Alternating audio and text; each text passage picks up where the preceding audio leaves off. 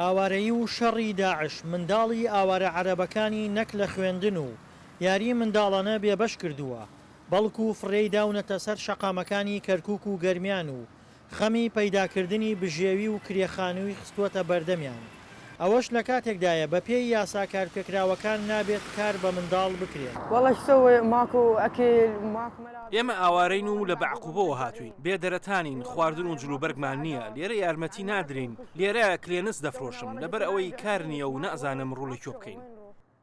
ئەو منداڵە عەرەبانە شەو و ڕۆژ دەدەنە دەم یەک و سەختی ژیان قۆناغی منداڵی بیر بردوونەتەوە و لە شەقامەکاندا کلێنس دەفرۆشن و دەیانەوێت ئەو بارە قورسەی کەوتووەتە سەر شانی باوک و خێزانیان سووکی بکەن.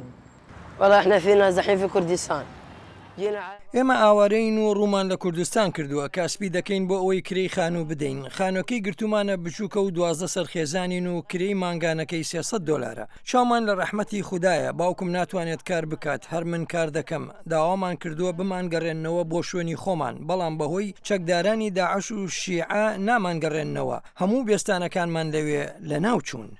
بەرپرسێکی مافی مرۆڤیش دەڵێت لایەنە پەیوەندیدارەکانیان لە خراپی بارودۆخی ئەو منداڵانە و کارکردنیان ئاگادار کردوێتەوە.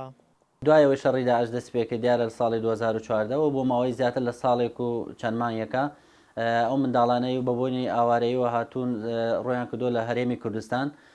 دیارە ئێستا لە سەرجادەکان دەبینێت بە ئاسانی کار دەکەن بۆ خۆیان ڕۆژانە بژێوی ژیانی خۆیان پەیدا دەکەن.